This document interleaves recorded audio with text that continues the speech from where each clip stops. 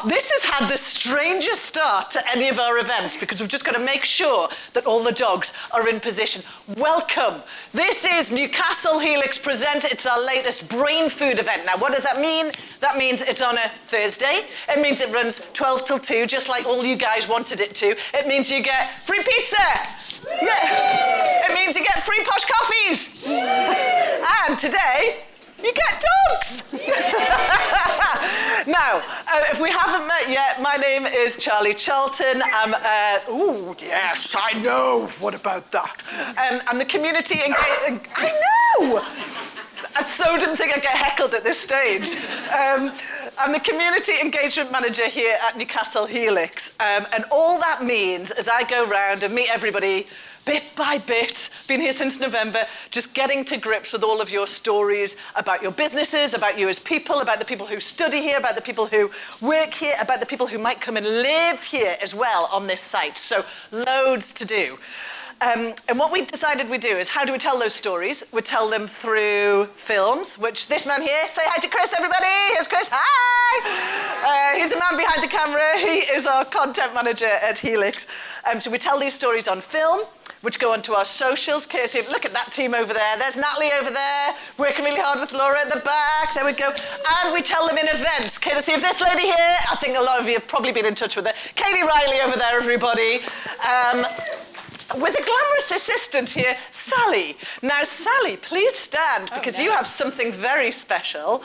This is how we do it here at our event. So the whole point is, this is about there being no stupid questions, okay? Oh, yes. You tease. So there's no stupid questions. There's no hierarchy. Everybody gets involved. And the way we do this is using the mic ball. Okay, who's got a spare set of hands? You have, sir. Okay, pass it. Right. Go on, get ready to catch it. Okay. I mean, it could be a cookie. Here we go. There you go. You have a say. Can you spot the mic in the top? Yeah. Say something into it. Hello. Hello. There we go. Brilliant, brilliant. And then back to Sally. Wonderful. So we've got all these wonderful stories. So the best thing for me to start with is, why on earth are we talking about dogs? And why on earth are you having this lovely extended lunch break? Well, it's because post-pandemic, our world is very different. And our events that we base it on are the themes of this new working life that we lead. And there was something called the pandemic puppy. Has anybody heard of this? Yep. This is a lot of people who thought they were going to be leading very, very different lives during the pandemic and went out and got dogs. You might be one of them. And then loads of people, yeah, I'm one of them, I'm one of them. This is one. This is a pandemic puppy. People had plans, like Gareth did, to get it, and then brought that a little bit earlier. But since then, we've all ended up back in the workplace. Who would have thought? So what on earth do you do with these dogs? So the question I ask you is, should pets be allowed in the workplace? Okay, we're going to get this debate going. Yes, yes, says Kat, yes. So please, can you welcome some wonderful people from our Helix community here. We have Gareth Ellery, please. From Global Maritime, this man is some superstar geologist and offshore everything. This man's a busy man. And this, he is the daddy of Otto. Otto is a gun dog, and we'll hear a little bit more about that. Then we go from one Gareth to another. Gareth Humphries, everyone! You got your family in there, yeah. Gareth from SPG, they founded this tech company. It's just gone bigger and bigger and bigger, and they're also in this building as well, so absolutely wonderful to have you here. Yes, and he is the daddy of Digby, who you might have seen in the videos.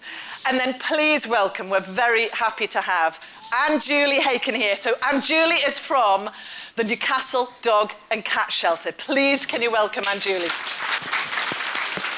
Welfare expert, yes. And also in the audience we have legal experts, real estate experts, recruitment experts, everybody who has a say in this, because it is big stuff. So I'm going to start off with you, because from your point of view at the shelter, what have you seen? How have things changed when it comes to adoption, strays turning up, that whole mood since the pandemic when it comes to pets?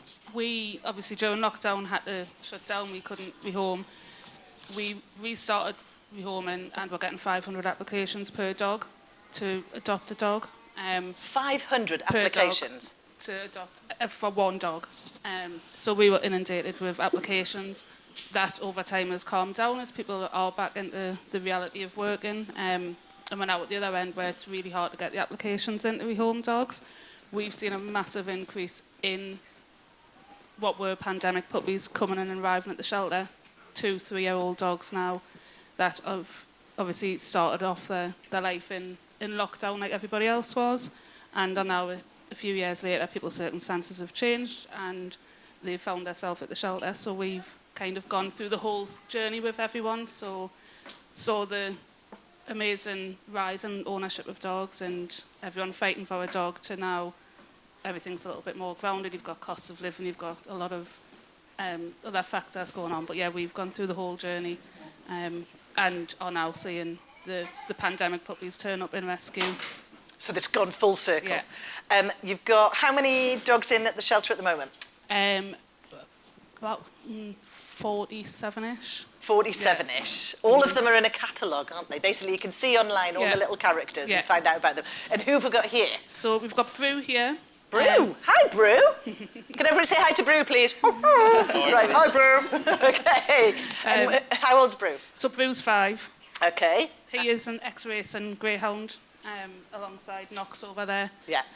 But he's been with us for 211 days now, and has been no real interest in them. So, is that because ex-racing greyhounds are considered? People have the wrong idea about them. It's that they need loads of exercise. idea of the exercise and all of that. And everyone that's met Bruce so far has just had cuddles, and he's been on the chairs, and just wants an easy So he's life. looking for a home at the moment. Yeah. So this is Brew. Hi, Brew. Aren't you just gorgeous? Right, thank you. Right, and then we've got Knox over and here. Knox over there, who is coming up to 5. He's been in for about 180 days as well. Both, again, a retired greyhound. Both just struggling to find homes, and homes that understand them. Homes that understand them. Let's get into that, because it's a lot about the characters of the dogs. Okay. Digby's daddy, Gareth. Right, okay. If anybody saw the video of this, he's not a little pup that you've got. Tell us about Digby. So Digby is a sheepadoodle. So he's half a sheepdog and half a poodle. He came from Kansas. He came from Kansas? Yeah, he came from Kansas City. We brought him over. And so he's quite unique because he obviously had quite a traumatic start to life, really, and a traumatic journey. But he's absolutely fantastic. I always said I'd never have a dog on the bed. He sleeps on the bed. I always said I'd never have him on the sofa. He's on the sofa. So, yeah, he's 7 this year. 7? Yep. Now, you don't bring him to the office? No, I don't. I don't bring him. I bring him to the office. He has been to the office. He's been to the office when nobody else is here, except Tony maybe. And he's been in at the weekends and stuff, but I don't bring him generally during the week. Why not? Because he's a pain in the backside. You're going to get heckled for this. I'm going to get it. All right, what is so bad about is it his behaviour when he's in the office? So he's actually really well behaved, right? But there's a couple of things that I'm just going to get right into. Just go straight in. Go on, Del. This is the point. Yeah. So we've got a couple of people on the team who don't like dogs. So we've got one person in particular who is absolutely frightened, petrified of dogs, to the point where when we were filming the promo for this, he couldn't leave the office. He didn't want to leave the office because he knew Digby was running about. Whoa. So we've got that. There's also, and I think I mentioned in the film as well, there's a bit of a hygiene issue, right? So we've had not with Digby, thankfully, but we have had in the past a couple of accidents. So you've got to deal with that. And then the third thing is really the puppy socialisation piece. So how do you guarantee all dogs are going to get on at the same time when they're in?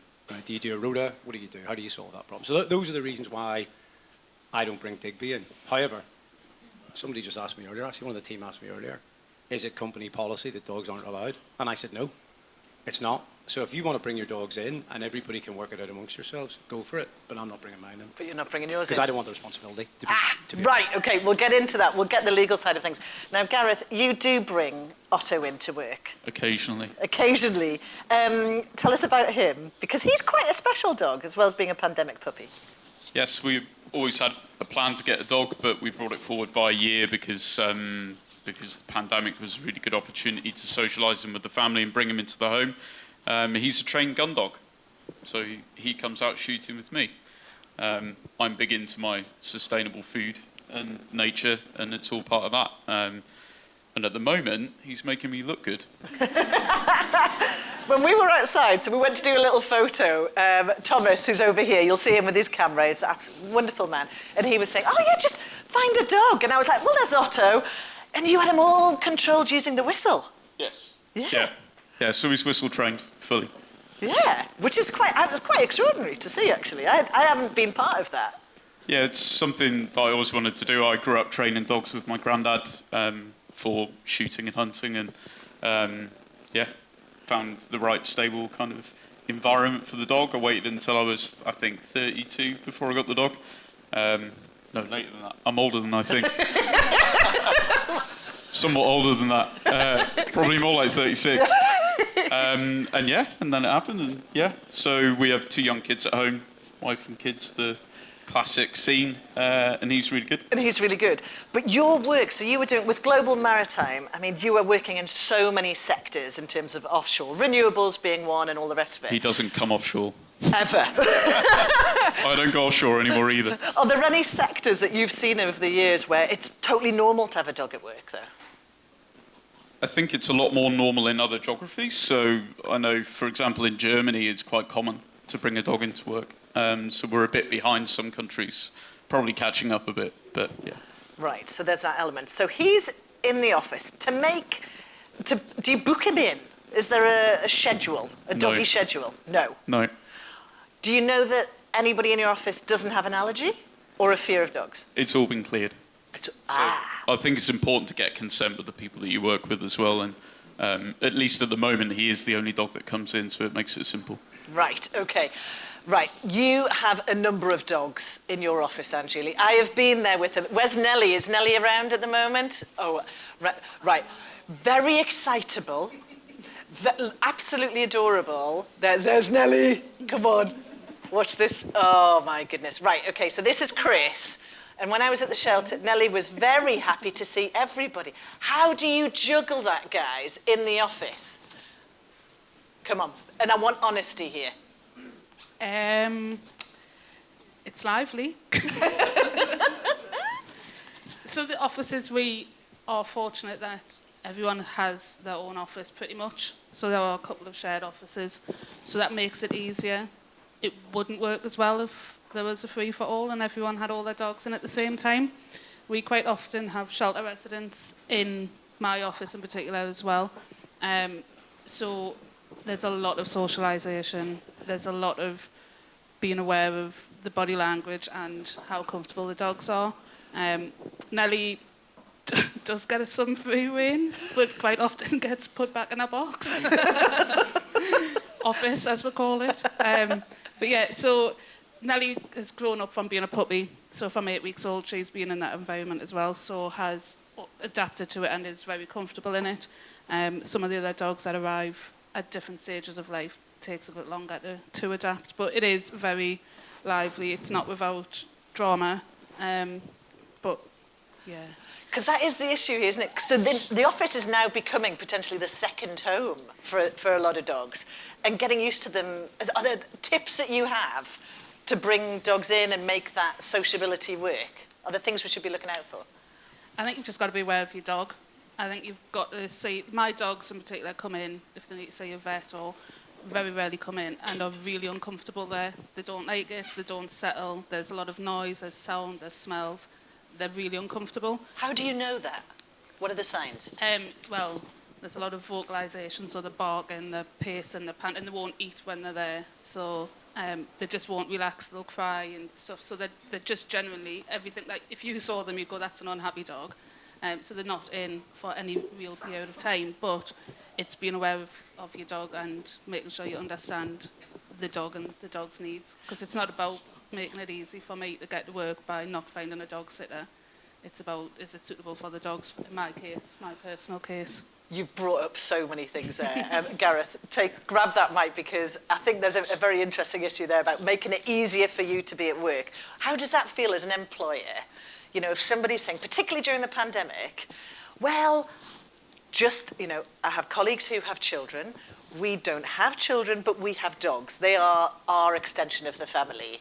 And I now want to bring them into work. What's your take on that? Yeah, I mean, we've got a couple of people who are in that position. We've got one person in particular who did get a dog during the pandemic, and she's not in Newcastle, so anytime she has to travel here, she's in the northwest, so she's out all day, and her challenge is, well, what do I need to do to kind of bring the dog in somewhere, to have to get a dog sitter, whatever, and the problem is, how do you allow one person to do it and not allow everybody to do it? Now, as I've just said, the company policy isn't dogs are banned, but I would want to see, I'm going to sound really draconian here, but what's the plan, folks? So just everything we've just discussed and heard there about, maybe the dogs being stressed out, maybe people are stressed out. What's the plan? So how are you going to sort it out? So that's I'm more than happy with it, but what's the plan? We need to see what the plan is. Gareth, your thoughts? Give the dog a good walk before you get in. Make sure it's fed. Make sure it's done its business. And try and find a quiet corner of the office. Dogs do get overstimulated. I know Otto, in particular, reading his body language over the last hour, he's met a lot of different people, and dogs can have enough, and you need to know when that point is and be able to read your own dog. So it is like people. It's just like characters. You see, people. Yeah. So for me, I have been a dog owner in the past, but I'm not at the moment. I've got a cat working from home. She's been helping out writing this script and all of that. But I wouldn't necessarily see her as a character like a human. But we've got to start to see dogs that way. Is that the deal, Anjali? Yeah, we've got to understand the dog's mental health and needs the same as you would a human. Obviously in a different context, they're dogs and not humans, but they do have mental health struggles. They do have physical needs that need to be met as well. And that doesn't, whatever environment that's in, whether they're at home with you while you're working on your computer and you're locked to your desk at home working from home, or you're locked in the office at your desk, you've still got to be able to meet the dog's needs, whichever situation you're in. So be that at home or in the office. How many hours can they be left at home? I mean, again, it all depends on the dog, but we, as a shelter, wouldn't advise more than 4 hours without breaking your day up in some context. Okay. That would be your kind of maximum before you go in and get them out for a walk, break that boredom up. So that is our kind of rule, would be maximum 4 hours as a period of time. Right, okay. So is anybody here in the audience who's got a plan? Have you got a dog sitter? Is anybody with a dog sitter? Doing that? Oh, you've got right. So when he's not here... Dog walker. Dog walker, yeah, of course. Okay, so how do you do that? We leave the house at 7:45 in the morning. He gets 2 dog walks a day. The dog walker comes in, takes him out. So it breaks his day up into probably 3 or 4 hour chunks. He seems perfectly happy with that. And quite often we get home and he doesn't even leave his bed. You couldn't even tell if he was pleased to see us or not. He's just completely exhausted and obviously quite happy and content. And is he out and about with other dogs on that walk, or is he on his Todd? He is, yeah, which is really good for socialisation. So yeah, there's that he enjoys mix. that. Okay, yeah. So that's a good thing. But it's a financial commitment. This is a massive thing, isn't it? How much are you paying for this, do you mind me asking? It's about £14 a dog walk. Per dog walk, and you're doing 2 or 3 a day? 2 a day. 2 a day? 2 a day, twice a week, and 1 walk on 1 day. Right, okay, so this is the thing, isn't it? It's all this stuff this kind of responsible ownership. Is there anything you'd want to add to that, Anjali? I mean, you're setting the bar, aren't you? You're doing everything you need to do. I think when you get a dog, you have to commit to them completely, and they are a member of the family, and they aren't something that you can just see how it works out. I think the minute you get a dog, you should be completely committed to it. Right, okay. Yeah, look, hey, a round of applause from this one. Gareth, you were saying something very, where do we go from here? We've talked about these things. Can I just bring in, I'm going to get this mic ball. Yeah, right, this is where you're going to have to catch us. So I'm going to introduce somebody to you here from another building on this site. This is Hilary, everybody. Can everyone say hi to Hilary? Yeah. So Hilary Durant is a partner with Womble Bond Dickinson, who are over in the Spark. But Hilary heads up the employment team, and this completely falls into that, because I've had recruiters who've said to me, is this something we should be asking in the interviews now? Whether you've got a dog, how you feel about a dog, is the office changing? What bit of law does it fall under, Hilary? Well, I think, to be fair, we're seeing today it's a can of worms. It opens a whole host of very interesting for us lawyers, but very tricky issues, I think, for employers. And it touches on all kinds of bits of employment law, I think. I mean, something where we're seeing quite a few interesting issues at the minute is in respect of mental health, particularly vis-a-vis employees. So what we're seeing is an increase in employees saying, you know, I suffer from some kind of mental ill health, perhaps some kind of neurodiverse condition, and my dog provides assistance to me in such a way that I would like to be able to bring, you know, that particular animal to work with me. You know, leaving aside the issues that it raises, essentially what they're doing is saying, you know, look, it would be a reasonable adjustment for you as an employer to seek to mitigate the impact of my disability by letting me bring this animal into the workplace. Now, there's not an automatic duty on employers to say, yes, that's fine. It's very much a case of looking at whether or not it would be a reasonable adjustment in respect of the particular employee, as far as the particular employer is concerned. And it's all about looking at, I think, some of the issues that we're actually, you know, seeing at play right now. You know, things like thinking about your workplace, whether or not you can accommodate a dog in the workplace, perhaps the cost involved in having an animal in the workplace, you know, things like insurances as an employer that you might have to start looking at and thinking about, the impact on other colleagues as well. You know, Charlie, you've mentioned, you know, phobias, allergies, all those types of things. So there's a whole host of things that I think employers really need to think about in the context of this type of issue. Gareth, did that just make your brain explode, thinking like, what am I going to do now as a boss? Yes and no. I mean, again, it's dead simple for me. What's the answer, folks? Right. So what's the answer to all of those questions? So we, as I said, we've got one person who's petrified. So how do we sort that? We had another, Murray's here today from our team. We had an interview recently where somebody said that they couldn't commit to the job unless they could be guaranteed that they could work from home pretty much all the time because of the dog.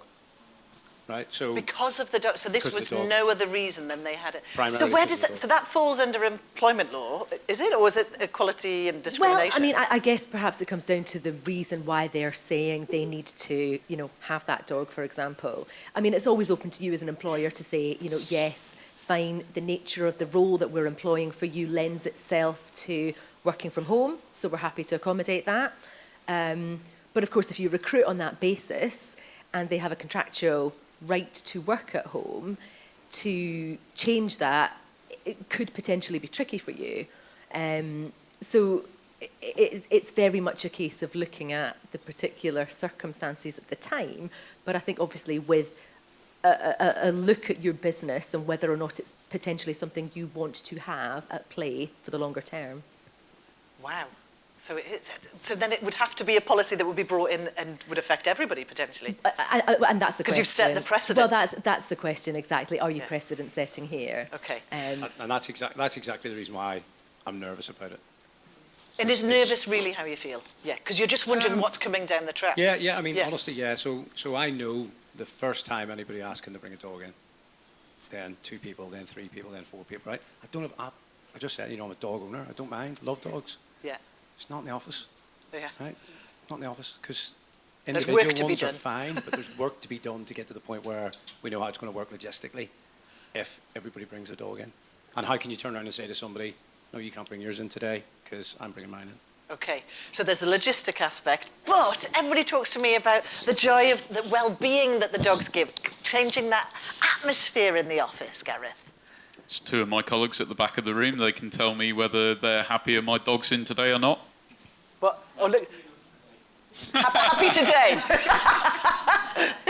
So I think, you know, I mean, I don't bring the dog in all the time, but I mean, for us, we're already managing attendance in the office because we now let people come in 3 days a week. So is it that much of a leap more for us to coordinate dogs alongside their owners when we're already coordinating their time in the office? Probably not. Any thoughts on this, anybody? That you want to come and join in?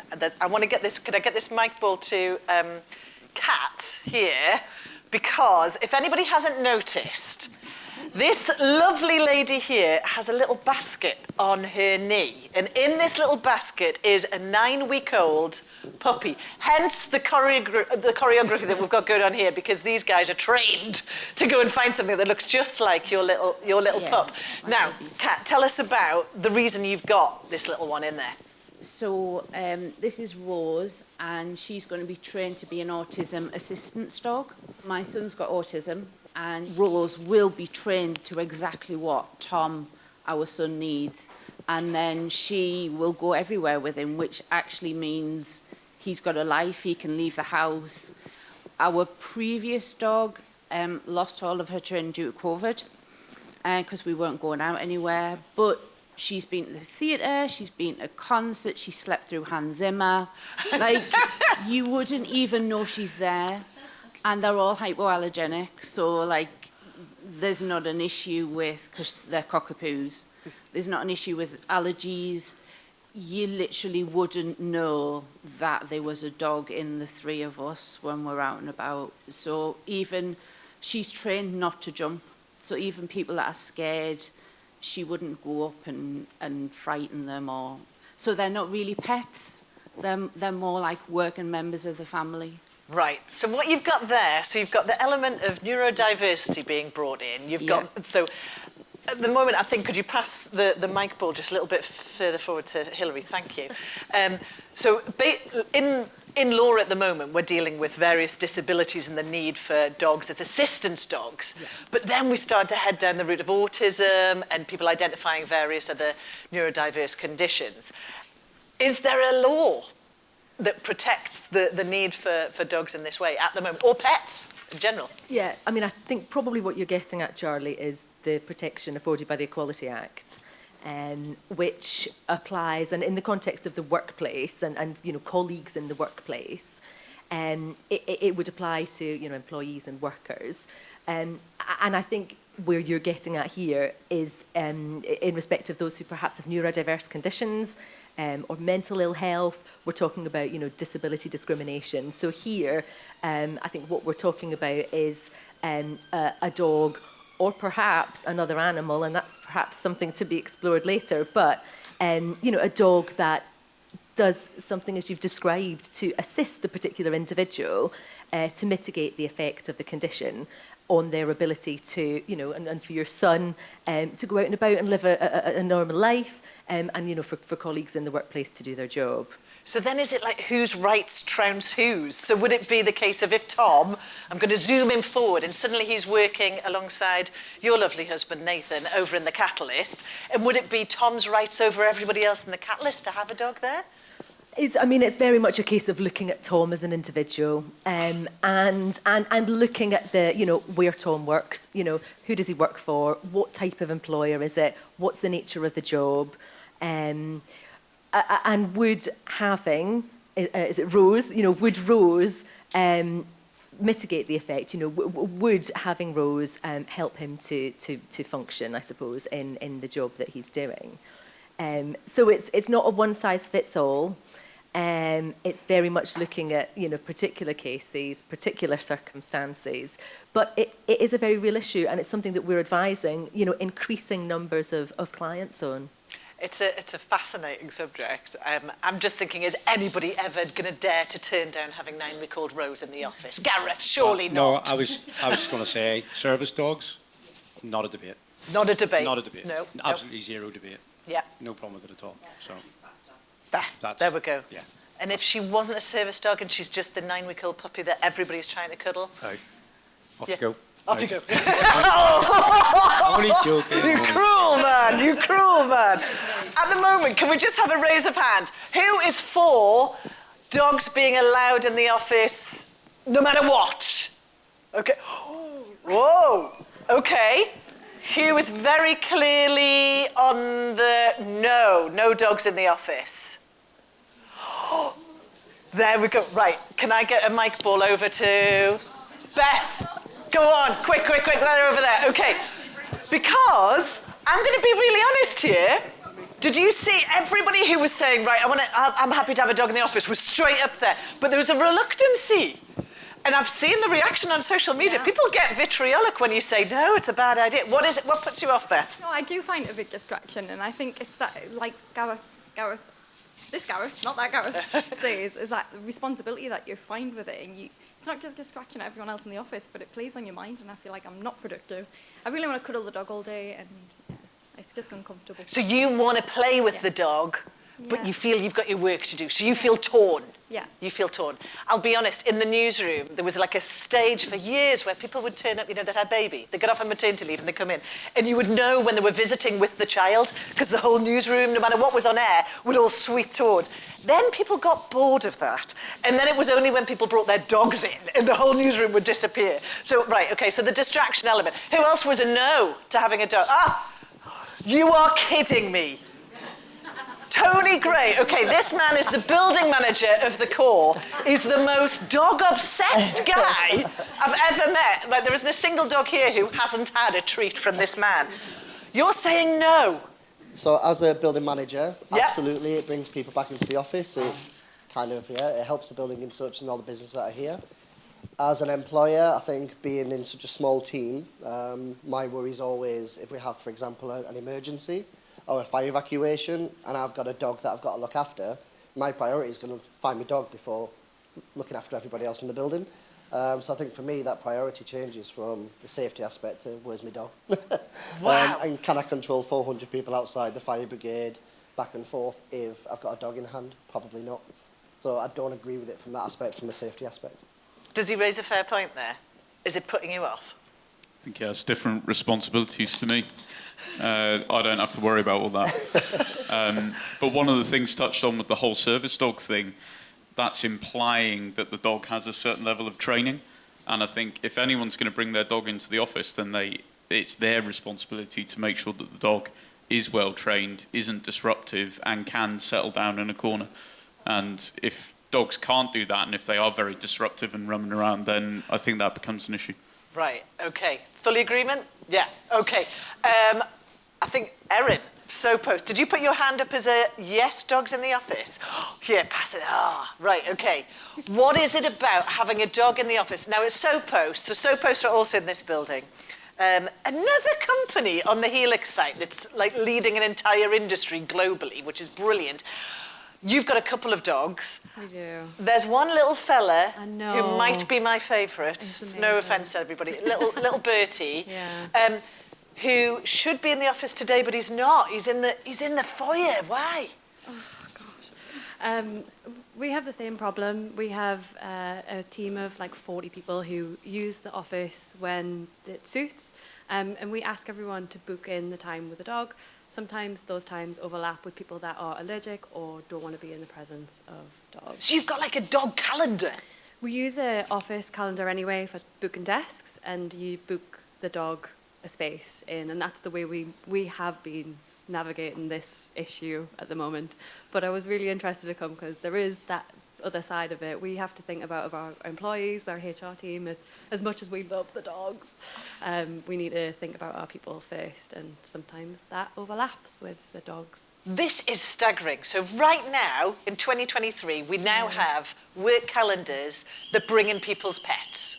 Yeah, we do. That's where we're at. That was the only way that we could figure out how to navigate it. It's a really difficult problem, and that's why we're both sitting here trying to work out what to do with it. Yeah. Fascinating. Right, and is it working so far, the calendar thing? Do people book in with their dogs and so on? I mean, it's going so well so far. I mean, we have one sausage dog that comes in every single Tuesday and Thursday, who is, I'm sure, everybody's favourite. He's well known. We bring him a little packed lunch in Helen does every Tuesday and Thursday, and we love having him there, and we absolutely see the benefit. But the hairs that come out of him that are then in the office requires extra cleaning, and there's a whole knock-on effect to what that looks like for one person. That's this is one of the reasons that I love this topic. You pull on one little thread there and look And all what's comes come out. out. So now we've got extra financial implications in terms of cleaning. Then the allergies, the calendars. Okay, a rota, a dog rota. How does that feel? Would this work for you, Gareth, first of all, at your place, do you think? No, I think, Your Honour, the prosecution rests. No, I mean, it would. I mean, there are booking systems and stuff you could use, but honestly, nah. No. No. Can't be bothered with it. Honestly, just can't be bothered with it. Impressed with you, holding Yeah. firm the on fort, your yeah. no. Okay. And Julie, what about your side of things? At the shelter, can you imagine there being a rota where all these dogs are logged? Yeah, no. It is, so obviously if we have offices, and if you're lucky enough to be in an office, you potentially have your own space for it. Our animal care who are out on the shop floor day in, day out, don't have that same luxury. So whilst they can bring their dogs into work on occasion, it is almost dependent on who else is bringing their dogs in. It just gets really, really tricky. And there's a lot of onus on the people to know and understand their dog. And how do you approach it if you've got multiple dogs in the office and they're not getting on, or one's causing a problem? I think whilst we do it and are for it, there's it's a huge commitment. So that bit there is what I feel like my only comparison is basically, you know, when you're watching the kids playing in the park, and then there's somebody, usually mine, getting out of control. And if somebody doesn't take responsibility for that child, what do? You just absolute havoc. Can we go back and get some kind of like legal advice on this kind of element here? Where do you get in terms of this, the priority element? I'm imagining, for example, if you had the CEO coming in with their dog, your argument's gone, isn't it? You can't then say, well, top down you're allowed a dog, but you're just on work experience, no chance. Well, I think, you know, everyone is trying to foster, I think, a workplace that allows people to, you know, be themselves at work and bring their whole selves to work and do all that type of thing. But there's the risk, I think, of creating a hierarchy if you've got different rules that apply to different people. And, you know, as I say, there's no right, you know, in law to bring your dog to work. You know, dogs don't have that kind of protection, and there's no right afforded to employees to be able to do it. Well, at the moment, indeed. As I say, subject to there being protection under the Equality Act, where there are discussions around disability, you know, where it may... There may at some point be a right, or there may in particular circumstances be a right. Yeah. Isn't there another element to this as well? Because I'm just thinking, this is a public building. Is Amelia, where's Amelia? Yeah, Amelia. Ah, there, right. In the dark there. Amelia Findlay. So basically, building manager over at the Catalyst, but was here, and you were the reason that these dogs are allowed in this building. Why did you decide... round of applause. Why did you decide to bring in that policy here? So it started off with having had two people who really wanted to be in the building, really liked it, were perfect fit for the building, who said allowing our staff to bring their dogs in is a deal breaker. And I lost 2 sales through that. So the companies refused to locate here unless you had a pet-friendly policy. Yeah. So this is completely affecting real estate and all of that. So pre-pandemic, it was an absolute no dogs policy in this building. And that was based on a few things which had been looked at when the kind of building was risk assessed and looked at. There's only one entrance that people can come in. So it's considering all of those kind of things. When we started looking at it again, we'd kind of, you know, the occupancy had dropped, and we said, okay, we're going to ask everybody in the building now how they feel about it. So we started off by surveying everybody who was in the building. Everybody was all for it. So we started off by saying we don't anticipate anybody would bring their dog into an office building 5 days a week. We don't think that's the right thing for the dog, and we don't think that's the right thing for the office. But by us as a space enabling people to do that, if they've got an issue, or if their dog walker cancels, or whatever it is, if they need to be in the building to enable the work that's got to happen, we want to be able to say, yeah, that's okay, and we'll help you as a building to support that. What we also said is, sorry, office managers, sorry, Gareth, it's up to you. Just because we say it's okay doesn't mean you've got to say it's okay. Not every office is going to be suitable for lots of dogs, and not every dog is going to be suitable for offices. So I completely agree with Tony. So you might think that the first thing I did when I made this place dog friendly was to bring my dogs in. You will never see my dogs at work. Never. Even though you've got one very well-behaved one, let's not mention the other. So I've got a Nelly as well. And so I've fostered dogs for years and have seen dogs in all sorts of states and being abandoned, and anything I can do to encourage people to have a dog, bring it into your home, and to have an supportive environment for that. But absolutely, I agree with Gareth. It's up to the person that's bringing that dog to make sure that that dog is right for the office. That you don't want a stressed dog in the office. You don't want a dog that doesn't like it. My old dog is an absolute star. She's the well-behaved one. So she performed on stage. She's got a performing dogs licence, and she was Bullseye in Oliver, Starlight Musical Theatre. And I took a decision that when I worked in a theatre at the time, and when I was talking to the musical theatre company about it, they didn't want to audition for it. They wanted a dog they knew, because she came into work with me then anyway. And they said, you don't need to come to all the rehearsals. And I said, I think I need to, because I think I need her to be as familiar with all of you guys as she is with us. So we did 6 months of rehearsals. We applied to the council for the performing dog licence. We did it all right. I still have some of her portographs, if anybody's Portographs. Oh, I love a dog pun. This is the thing, and this is what you're talking about. It's the responsible element of being a dog owner, like knowing the character of your dog and what you do. Can I just get this ball over to this side here, because I just want to bring Dan in for a second, because Dan works behind the desk over at that building there, in the Lumen. And there is also, competing with Bertie in my heart, Buster. Has anybody seen the video of Buster that we put on the socials? Right, Buster is just a joy. Buster is the best man. He is a valued member of the Lumen team. He wins Employee of the Month every month. We love him very, very much. And he's an old dog. He gets up every now and then, says hi to people, likes to annoy one person in specific, and then goes back to bed. He's not a bother at all. People like to come by, give him a bit of a stroke, and then go off on their day. He doesn't bother me or Sarah. He just sits and has some food and then goes back to sleep. And Dan, can you feel when people come into the building, like visitors? And we've talked a lot about employees, but actually you've got all the visitors. My goodness, you've got loads going through yours. There's that kind of public responsibility there. Do you see a difference in how people feel when they come into the Lumen? Absolutely. People love seeing him. It's just because obviously he sits behind the desk, so people come up to the desk and they see him, and I'm like, oh my God, there's a dog there.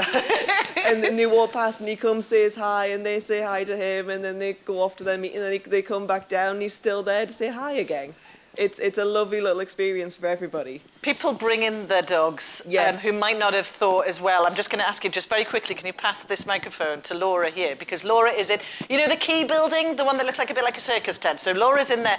You've recently brought, I wasn't in this day, but I saw all of the pictures. You brought in your little Dot, didn't you? I did. So who was this? Puppy, Mole. Mole, He's the a little puppy border terrier. Mole. He's 7 months now. And how did that go down? Because that's quite a small space. Very well. He was a star. I was quite surprised at how well behaved he was. But he's quite well trained. And I have also got a 5-year-old working cocker who is exceptionally well trained, because he is like Otto. Oh, really? And how would you feel though if you were told, no, you can't bring them in today? No, it wouldn't upset me, because I kind of agree with Gareth Humphries. Really? I think it's really difficult for an employer. I'm very lucky we work in a really small team, and I am the only person with dogs, I think. But I very rarely bring them into the office because I don't need to, and I bring them in when people want to see them. When it's the entertainment. And John's children, last time I brought them in, it was half term, and John's children were ecstatic. They had to make a special trip from the cinema to come to the office to see Just the to see puppy. the dog. Brilliant. But generally, I think it's really difficult for employers, and I really get where every employer is coming from because of the issues. And if you worked in a big company with 50 or 60 people, how on earth do you say, you can't say to 2 people, yeah, you can have a dog, and the other 48 that you can't. It's such a tricky issue that we've tapped into. You know, here. my dogs are very well behaved, but I think if I brought them into an office and there were 10 other dogs in there, they go wild. possibly would think, way, it's playtime. That's what you've got at yours, at the shelter. That's where they're just going crazy. You mentioned a working cocker. Can I introduce somebody else to you here? Come on. This is Belle. Now, I'm wondering how we're going to go about this. So how have we got? We've got Otto here. Who is... Wow. Wow, right. You've just gone. They've just gone. Okay, we've lost 2 over here. Okay, so this is, can everybody give a welcome to Dr. Teresa Disselboom. Come over here, otherwise known as Belle. Now, this is going to be interesting. So this is Belle. Oh, you're going to go on that side. Right, wonderful. I'll be like the barrier here. Okay, so this is Belle, and this is Frank. Frank is a 6-month-old. Let's get a microphone to you. Can I borrow? There. Okay. 6-month-old. He is what is a he? Cocker Spaniel with 25% lab. Right. Hence, he looks like a lab, but he's got Cocker Spaniel markings.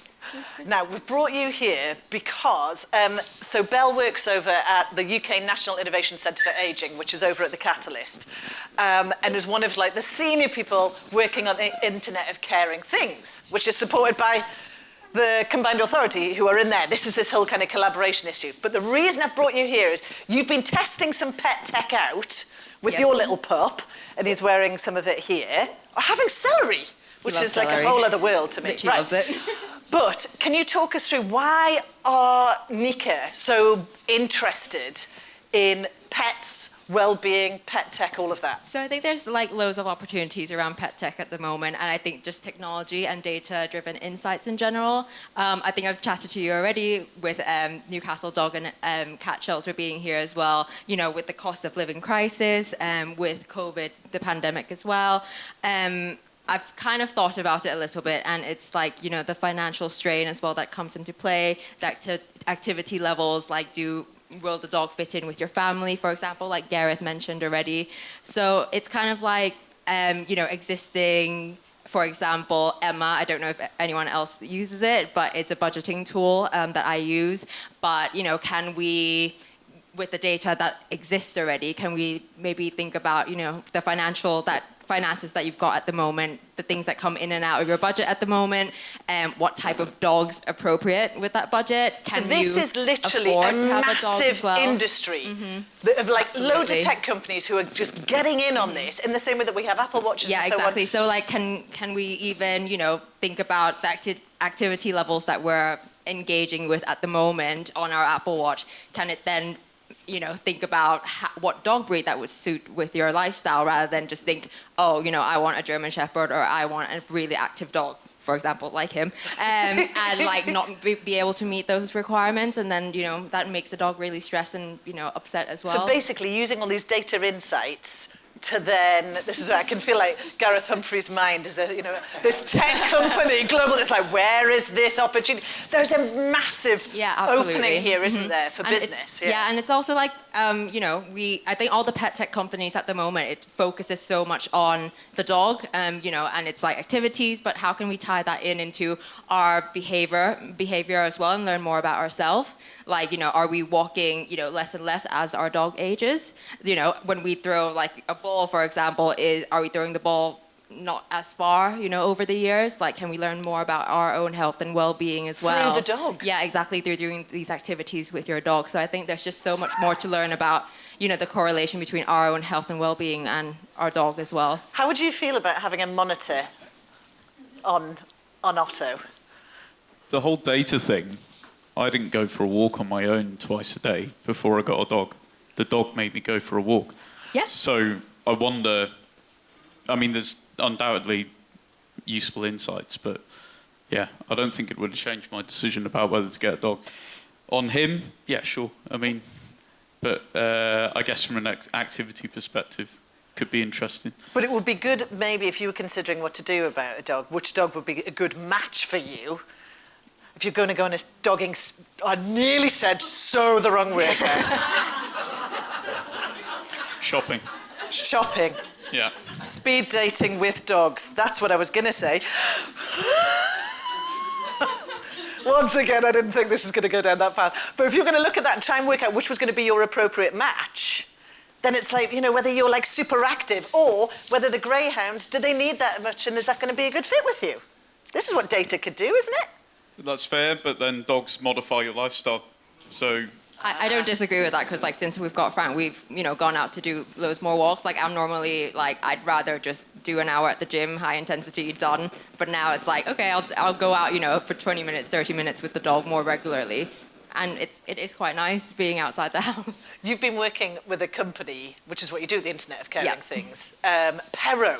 Yes. Can you tell us just a little bit about them? So just to base a story on Internet of Caring Things first. So we want to expand that word care just because I think people think about healthcare immediately, or they might think about it's a responsibility caring for their child, their parents, etc. But care is such a, you know, there's this broad definition. You might care for the planet, sustainability, your pets, your own mental well-being. So we kind of value that aspect of like how can we contribute to our own healthy aging, longevity as well. And I think that's through pets in some respect.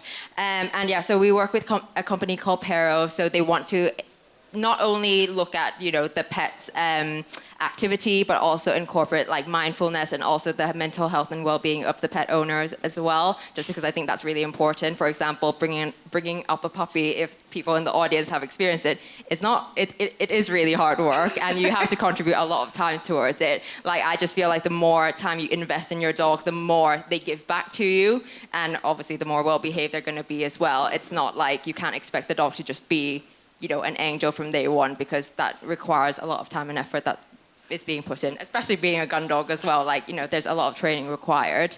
So we've got all of these experts in Newcastle, but they're working with people globally as well, including Josh of Pero, who's in Chile. Can we hear a little bit from Josh? Hi everyone, I'm Josh, co-founder of Pero. Sorry we can't be there today, but I thought I'd send you a quick video to explain a bit about the interactions we've been having with pet parents across the UK and beyond over the last couple of years, what we've learned and where we've taken that from a product perspective. So firstly, what we did is go and speak to 200 or 300 pet parents over the course of a few months to understand why they got a dog, their motivations, what they struggled with every day, but also the highlights of their day and where technology could potentially help them. What that did is allow us to understand 3 key issues that we wanted to go and solve. Firstly, people weren't sure how much to be exercising their dog, and they were even worried about giving their dog enough exercise, but not recognising that over-exercising was actually a thing and all the issues that can cause. Secondly, people worried about security and the safety of their pets, mainly saying things like before COVID they thought nothing of letting their dog stay outside the shop whilst they went in for their groceries. But post-COVID, no one would even dream of doing that, letting the kids take the dog out after school, especially in the winter months when it was dark, and worrying about the dog running off and that sort of thing. And then finally, people explained that they got a dog to help with their mental health, but didn't really appreciate the responsibility that having a dog brings, both emotionally and financially. Where we took that from a product perspective was to build a wearable that tracks the dog's activity and also where they are through GPS. But that also led us to create a companion app for people to basically digest that information through a user interface. Over time though, with B2B partners and validation from our users, we got a lot of indication that launching an app-only product was the way to go, at least in the short term. That's why we've launched an app that allows you to track your dog's activity, both through Apple and Google Fit integration, but also through the app itself, as well as comparing those to veterinary benchmarks based on your dog's age and breed. We also have lots of cool enrichment and training content to allow people to spend better quality time with their dogs, as well as some social features to help people find their dog if they get lost, or even just share dog-friendly locations and meetups. In the last few months, as well as looking at the general application of our product with pet parents, we've been looking into specific use cases in the Internet of Caring Things, therapy, and also things like dog walking and dog caring and sharing dog caring responsibilities. We hope you've enjoyed the Doggy debates today. And please feel free to reach out to me if you want to discuss the product in more detail or any of the topics that have been discussed today. So that's Josh over in Chile. Let's just show the app so you can see it in process as well, because I think it's very interesting that all of this is available. This is the level that we're moving to. Gareth, your take on this as an expert in tech and a dog owner and a business owner, what do you feel? Honestly? Yeah? Why? Really? I don't see the use case. Really? I don't see the use case. That's not no disrespect. Have you got what watch have you got? You got right. So you want to know how much you're doing with your life and how many steps you're doing. Do you want to know a little bit more about the mysteries of what Digby's up to during the day? Honestly, no. Really? I don't. He gets his walk in the morning. He gets his walk in the evening. He's perfectly happy. We know how much food he gets. He goes to bed. He gets up. That's his life. So it's as simple as that. So me personally, I'm not saying it's a bad thing. I'm not saying I personally don't get it. That's all. And Julie, what do you think about this? Yeah, there's there's definitely going to be a market for it, isn't there? Personally, on a slightly different but similar note, I'd rather they invested in working out how to put a locator into a microchip and help her kind of do more useful. Not useful, because that's providing information, but yeah, if we're looking at technology and where we could take it, I think there's another route that we could go down with it. People are going to love it though, aren't they? So they are. It's not for me, but people are going to love it. Yeah. It is the next. Yeah. Because that's not what we do. Yeah. But the next generation, people who have got dogs, need to be catered to. You need to have the next lot of people, all of these dogs that are sitting in rescues at the moment that need homes. It's all very well to say if you've trained it from a puppy, that's fine.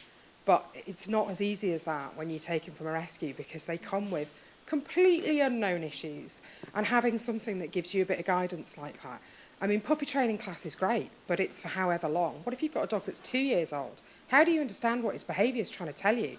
So, you ask the question, how do you know that the dog's stressed? Well, if you know a lot about dogs, then you're going to be able to read that. But if you don't, and you're looking to take a dog into an office, or you're looking to train a dog that you've just rescued, then something like that, I think, is invaluable. It's just giving that data. What and I think you said it. play? And it's the same thing, exercise. Too much exercise is a thing. What do you do instead of exercising your dog? You play a game with it. You do something like that, and people don't understand that. They don't realise that. That's going to be my takeaway from today for me. Too much exercise is a thing. Well, Gareth's dog gets it because Gareth's dog's got a job. Yes. And a lot of pets at home don't have jobs, and they need it. So I think it's really important takeaway.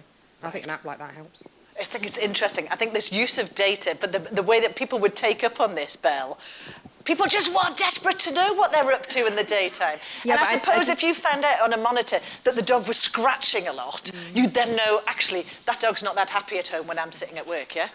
I just think it's the next like Amelia says, it's just the next generation of dog owners. Like, they're getting younger, they're having dogs instead of having kids. Like, they're trying to, get a bigger back garden for their dog. Like, they are the generation that have integrated and embedded technology in their lives already. And I think they want to continue to have that in their life, just because it's just easier to have that data and, just understand some behavior from that. Because another thing is, I think, like me and my partner, we do hybrid working, but we swap between like taking care of Frank. So I think having an understanding as well of how much exercise like he's done compared to me, when I'm at home, for example, it's just like trying to make sure that he's getting what he needs.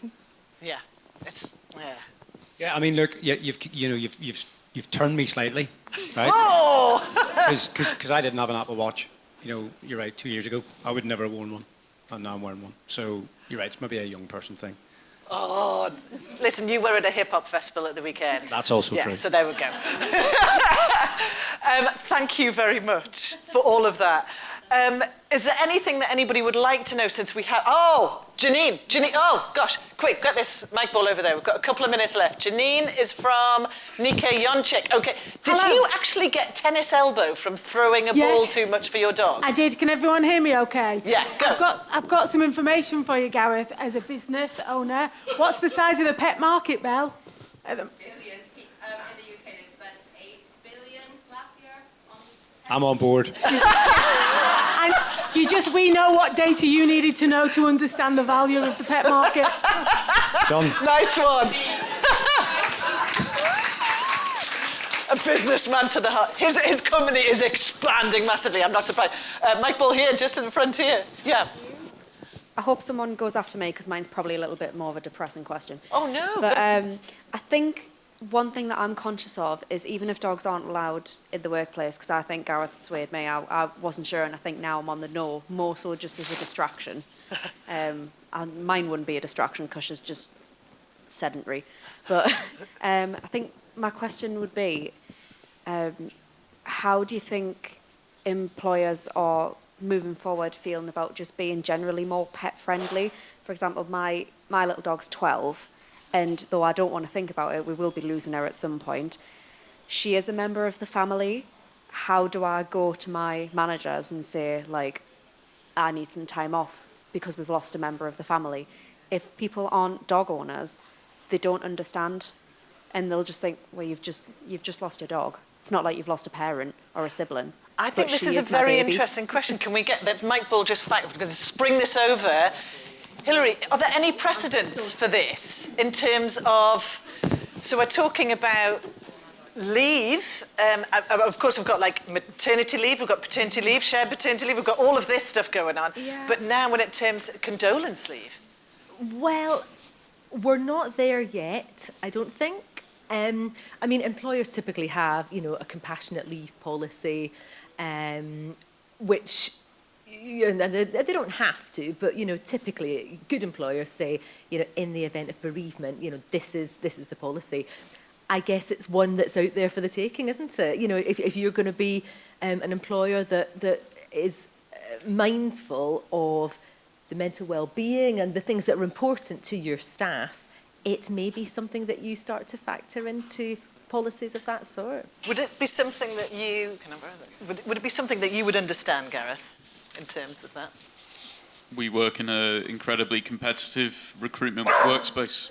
Yes, yes, you do. We have to recruit and work very hard at recruitment. I think people these days want to work for companies and employers who are more understanding, more compassionate. And I think if you want to attract the best people and the best talent, that kind of environment where you're more understanding and more, you've got more space for that kind of thing is going to be better. So dog policy in terms of attraction and retention? Potentially, but more understanding more broadly around things like bereavement. It doesn't have to be a close family member in our eyes to get compassionate leave. And is that something, does that make sense to you as an 100%. employer? Yeah, there's not a, just to continue on the depressing theme, there's not a, Digby 7 now, there's not a week that goes by we don't go, what we want to do, when it happens. At 7? Even at 7, because he's such a big part of our lives. He's like, yes. he, apart from me coming to work, he's with us everywhere. Yeah. And if anybody said to me they wanted to take, if somebody lost their dog and wanted to take some time out, I'd be saying, absolutely take it, take as long as you need. Because, it's part of the connection. family. It's Yeah, that totally. connection. Yeah. The other day I was cycling. I do it. And had the little one on the back, and a lady came up and was like, look at her face, isn't she funny? I was like, yes. And she said, can I introduce you to my dog? Her dog was 20. 20 years old. She thinks she's the oldest dog in Gateshead. And she said, when I got her as a rescue. They said she's 10 years old, don't expect to have long with her, and there she was, going out for a little daily walk. It was a very special moment. Not when she laughed at my child, but it was lovely to see her. I think there's one thing, we've talked about this as the doggy debate, just one thing to wrap up on. It's not all about dogs, is it? Because there have been some cases here where we're starting to move into well-being pets. So a little look from Hilary Durant at what could our offices be like in the future. Well, I think, Charlie, you might be getting at, we were talking recently about this, and I'm sure a lot of you here saw this. It was just a case that hit the press last year of a gentleman who wanted to bring his well-being cat called Chloe into one of our big supermarket chains. And I think he was allowed to take Chloe into hotels, there were a lot of places that had allowed him. But this supermarket said, forgive us, but no, and declined his request. And as you might imagine, it made the press. And, this was a gentleman who suffered from autism, I think. And he said that, you know, Chloe, his cat, helped him, kept him calm, went everywhere with him. And that was why he wanted to take it shopping with him. But it might not just be cats. Well, I know, yeah. I think the most interesting query we've had recently was from an employer who had a request from a member of staff who was autistic to bring their giant snail into the workplace. Giant snails, everybody. This is our future. There we go. We've got well-being rats, well-being cats, well-being dogs, and now giant snails. Giant snails, spiders, snakes. I don't know. Where do we go? Where do we go from here? Thank you so much. Final word, I think, goes to the shelter, because at this moment in time, it costs a fortune to look after these pandemic puppies and everything else. What have you got going on at the moment? You've got this lottery link up. Yeah, so obviously for us to keep doing what we do, it relies on funds. So we've launched a mobile lottery. Yes, Nelly. Yes, we did. So you can sign up through your mobile phone. It's a way to regularly donate to the shelter to help us keep being able to survive and be here to help everybody. We also have a sore paws appeals, which is another regular giving scheme to just help us keep providing vet costs, keep the costs of like the gas, the electric, everything. For us to survive, it's 1.2 million a year. 1.2 million in there. Yeah. You don't need blankets, you don't need food, you don't need any of that. Yeah. What you need is cash to keep looking after these Give me your pups. money. And if anybody here, there was a lady I was talking to only like 2 days ago, and she's, I think I've seen her pop in and out, looking to get a dog. Yeah. Where do they go? Our website. So we joined the 21st century about a year ago. So all of our animals that are available for rehoming are online. When people visit the shelter, we've, even as a shelter, had a massive wake up in welfare and understanding behaviour and what the animal needs. So not every animal is on show, but they all have a bio on the website, which kind of says what they need, what home they're looking for, lifestyle, things like that. So yeah, personality, cute little photo. So everything is on the website for each animal, and that's where you head. And then the process goes from there. Thank you so much to Anne Julie and to the Newcastle Dog and Cat Shelter for being here. Thank you to Rachel and Chris and all the dogs. Can you keep your round of applause coming for the legal expertise on areas where there is no precedent at the moment. So this is really forward thinking from Womble Bond Dickinson. To Hilary Durant, please. To Gareth Ellery for being perhaps one of the owners of one of the best trained dogs I have ever seen. Can you believe he stayed there the whole time? This is Otto and Gareth. And definitely a special round of applause for Gareth Humphreys for putting his head above the parapet, doing those challenging positions and holding firm. Thank you. And a final thank you as well to little Frank and honestly, Dr. Teresa Dissenboom here, Belle, who are over at Nika for showing us what the future looks like. So the point of these things is just to kind of keep this community going. There'll be loads of stuff on our Helix socials, your photos, thanks to the guys here, and videos and all of that, so much more. We've got a break for the summer, and then we'll be back afterwards with something ominously called The Parent Trap, which was another idea I had, which was about working parents and the challenge of that. Don't tell me I can have everything, tell me the truth.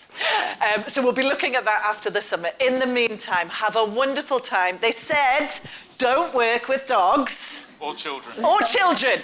So we've done building blocks where we had 200 kids in the cat list going wild. If anybody saw that, literally went it was one of those wonderful moments that we've been able to do on Helix. And now we've done it with the dogs. So thank you very much to our wonderful Helix team and to you guys for being here today. It really means a lot. Okay, we'll see you again soon. Thank you.